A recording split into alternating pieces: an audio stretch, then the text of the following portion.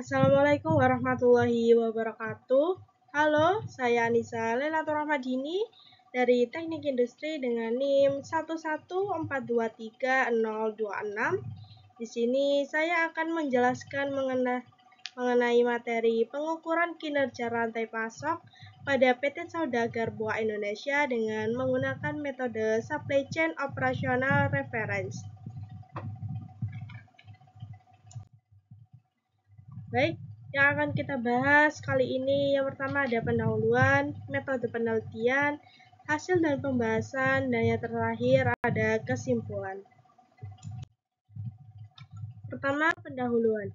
Penelitian ini bertujuan untuk mengevaluasi kinerja rantai pasok PT Saudagar Buah Indonesia yang merupakan perusahaan agroindustri pengelola buah mangga dan pisang. Dan perusahaan ini menghadapi tantangan dalam mengelola rantai pasok, terutama pada bagian hilir seperti penjualan dan juga keuangan. Untuk mengatasi hal ini, penelitian menggunakan metode SCORE atau Supply Chain Operational Reference untuk mengukur kinerja rantai pasok. Dan dengan SCORE, penelitian akan mengidentifikasi kekuatan dan kelemahan dalam setiap rantai pasok mulai dari perencanaan hingga pengiriman. Baik, selanjutnya ada metode penelitian. Dan penelitian ini menggunakan pendekatan deskriptif, kualitatif, dan kuantitatif untuk menganalisis kinerja rantai pasok pada PT Saudagar Buah Indonesia. Dan diantaranya yang pertama yaitu pendekatan penelitian, yaitu deskriptif, kualitatif, dan kuantitatif. Yang kedua ada pengumpulan data, meliputi observasi, wawancara, dan studi pustaka. Dan metode analisis utama yaitu Supply Chain Operational Referensi. Dan untuk atribut kinerjanya yaitu kehandalan, responsivitas, fleksibilitas, biaya, dan juga efisiensi pengolahan aset. Selanjutnya ada penentuan bobot. Metode yang digunakan yaitu metode AHP. Untuk yang terakhir yaitu tujuan penelitian, yaitu mengidentifikasi kekuatan dan kelemahan serta memberikan rekomendasi perbaikan. Dan selanjutnya yaitu hasil dan pembahasan. Baik, pada gambar di sini menunjukkan klasifikasi nilai standar kinerja rantai pasok. Dan untuk hasil pembahasannya yaitu penelitian ini memetakan struktur rantai pasok PT Saudagar Buah Indonesia dengan mengidentifikasi seluruh elemen yang terlibat mulai dari pemasok bahan baku seperti CV Haji Soleh hingga konsumen akhir. Elemen-elemen ini kemudian divisualisasikan dalam diagram untuk memperjelas alur proses bisnis perusahaan. Dan hasil pemetaan menunjukkan bahwa rantai pasok perusahaan melibatkan berbagai pihak, termasuk pemasok bahan baku, produsen, distributor, pengiriman, dan juga konsumen online. Baik, di sini menunjukkan gambar peta struktur kondisi rantai pasok pada PT Saudagar Buah di Indonesia yang meliputi yang pertama ada toko, CV Haji Soleh, distributor, dan juga ada pengemasan, pengolahan, juga penyimpanan, dan sistem penjualan, sistem pengiriman, juga sistem pemasaran. Selanjutnya adalah hasil dan pembahasan. Yang pertama, manajemen rantai pasok. Manajemen rantai pasok pada PT Saudagar Buah Indonesia dibagi menjadi beberapa bahasan, yaitu kontraktual, meliputi yang pertama ada sistem transaksi, yaitu terdapat beberapa jenis sistem transaksi yang disepakati oleh perusahaan dengan elemen-elemen rantai pasok. Jenis sistem transaksi pada manajemen rantai pasok dapat dijelaskan pada tabel 3 yang ada di samping ini.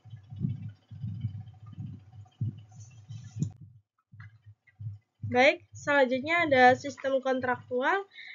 Kesepakatan kontraktual secara tertulis hanya terjadi antara perusahaan dengan pihak Fitco dan Misel Organic Store. Jangka waktu perjanjian bisnis yaitu 1 tahun, dan perpanjangan kerjasama dapat dilakukan lagi paling lambat 1 bulan sebelum berakhirnya perjanjian.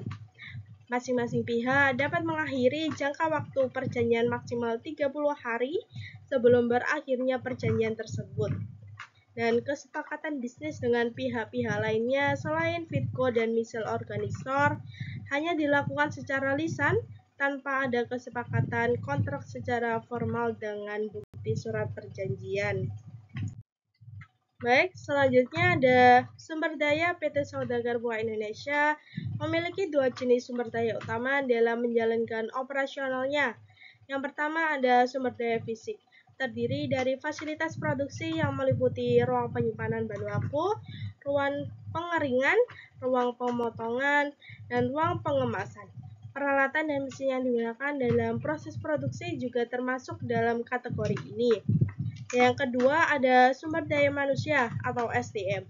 Perusahaan memperkerjakan lulusan Universitas Pajajaran yang bekerja sama dalam pengembangan produk, dan jumlah karyawan saat ini adalah 5 orang yang terbagi dalam divisi produksi, marketing, administrasi, dan juga kepemimpinan. Jam kerja pada perusahaan adalah pukul 8 pagi sampai dengan 4 sore dengan 1 jam istirahat. Baik, selanjutnya adalah pembobotan metrik kinerja rantai pasok yang dilakukan dengan menggunakan metode analytical hierarchy process atau AHP, dan pada metode ini setiap metrik yang digunakan akan dilakukan perbandingan berpasangan sehingga didapatkan nilai dari metrik-metrik pada rantai pasok perusahaan. Dan pembobotan metrik kinerja rantai pasok akan dibantu oleh pakar yang mengetahui kondisi rantai pasok. Pakar yang dipilih adalah pemilik usaha PT yang mengerti alur kegiatan rantai pasok mulai dari hulu sampai hilir. Baik, di sini menunjukkan gambar hasil pembobotan metrik kinerja rantai pasok pada PT Saudagar Buah Indonesia. Di antaranya ada perencanaan, rehabilitas, pesanan kondisi sempurna, akurasi kuantitas pengiriman, dan produk laku terjual. Selanjutnya yaitu pengadaan, dilanjutkan dengan responsivitas, waktu siklus pemenuhan pesanan, waktu siklus pengolahan, waktu siklus pengemasan, dan juga waktu siklus penjadwalan. Selanjutnya ada pengolahan yang diliputi dengan adaptabilitas, penyesuaian rantai pasok bawah, dan fleksibilitas rantai pasok. Selanjutnya yaitu pengiriman, di antaranya biaya produksi, biaya tenaga kerja produksi, dan juga biaya pengiriman. Selanjutnya ada pengembalian, diantaranya manajemen aset, waktu siklus kas, lama pembayaran utang, dan juga lama pembayaran piutang.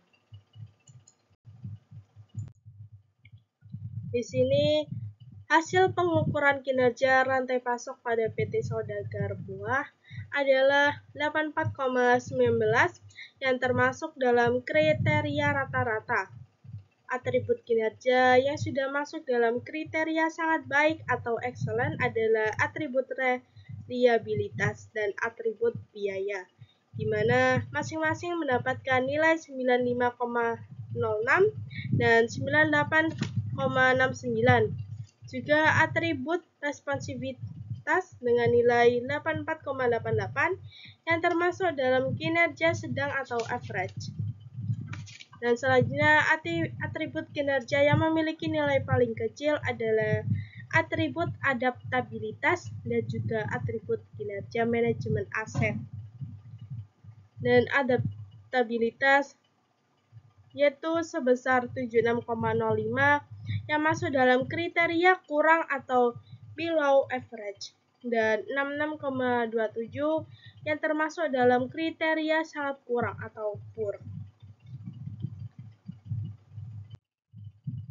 Baik, selanjutnya Kesimpulan yang dapat diperoleh dari penelitian ini adalah hasil akhir pengukuran kinerja rantai pasok pada PT Saudagar Buah Indonesia adalah sebesar 84,19, di mana masuk dalam kriteria sedang, dengan rincian nilai adalah reliabilitas sebesar 95,06, termasuk kriteria sangat baik.